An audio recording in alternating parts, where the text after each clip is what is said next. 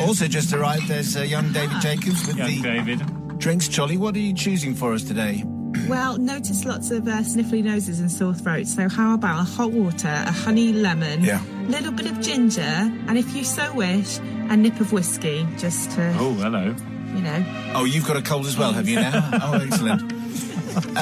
Well, here we go with today's confession. It comes from Terry. By the way, obviously we're edging towards the festive period. And I'm thinking Christmas confessions obviously will be a very lovely thing. Advent calendars, for example. The Advent calendars will be turning up very shortly in people's homes. There'll be loads of Advent calendar-based confessions. Oh, yes, definitely, Yes. Christmas party confessions, Christmas present. Anyway, that kind of stuff. We'd like to hear from you, Simon at Greatest Hits. Oh, sorry, confessions at greatesthitsradio.co.uk. Don't forget that. Yeah.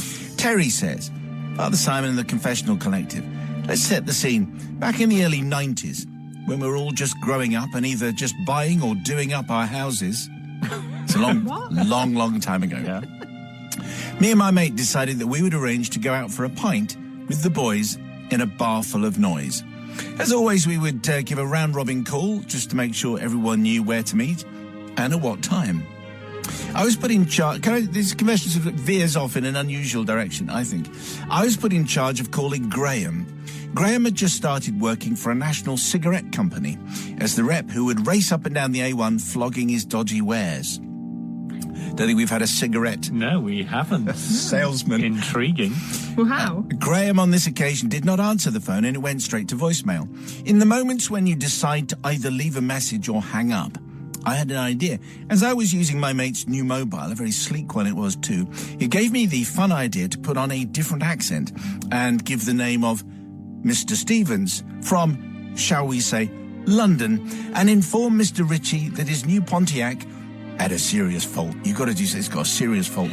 And he would be advised to contact the Pontiac garage. You've got to contact the garage for further information, as the fault could lead to a catastrophic disaster. Thanks, Mr. Stevens. I meant the answer phone message to just sound a little bit jovial for a giggle, you know. I put the phone down. Didn't think anything else. Nothing came of the call, and it was forgotten by both myself and the friend whose phone I had borrowed to make the call.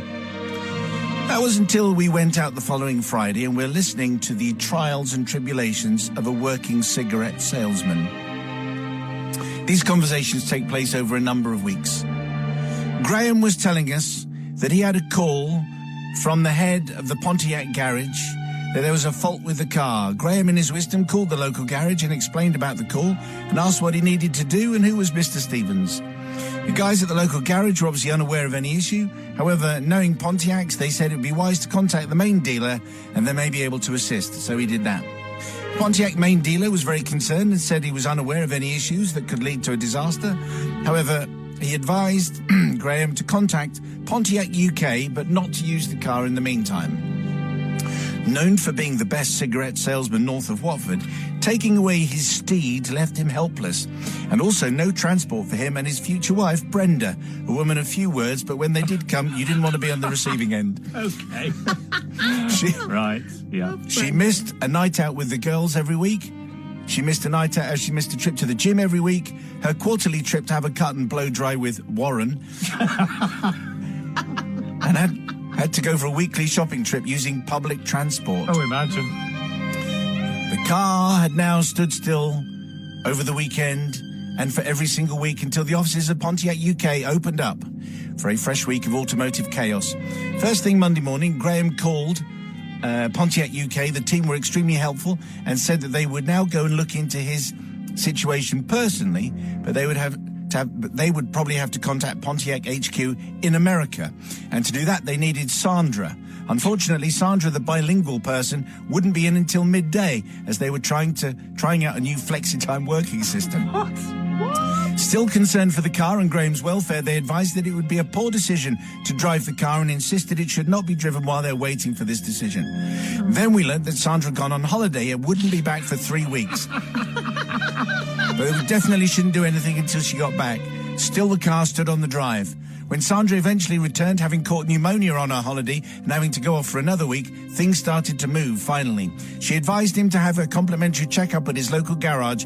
Graham arranged this, but his dismay couldn't get an appointment until a fortnight on Wednesday. Wow. Oh, no. How many missed sales had Graham had?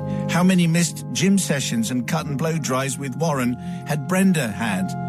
I never owned up to Graham that I was Mr. Stevens of Pontiac fame, and there never was any problem with his car. Oops. I plead sort of guilty, but I'd like to be released, please, by the Holy Trinity of brothers, Simon and Matt and Sister Susie. Well, I'm not quite sure which way this is going to go, but let's check in with Sister Susie there. Well, he thought it was like an innocent little prank, but as a result of which, car stood immobile for like half the year. And poor Brenda had to use public transport and couldn't go and see Warren for a cut and blow dry. Cut and blow dry. It's terrible behaviour there, Terry. Now, I kind of was on your side because it did escalate quite a lot, of which weren't your fault. Like, you didn't know that Sandra was going to be on holiday. You didn't know she was going to catch pneumonia. And also, I feel like that Pontiac should probably maybe have known or been able to get an answer a bit quicker. But it was 6 months that car stood still, and for that reason, I don't think I can forgive you. I nearly did.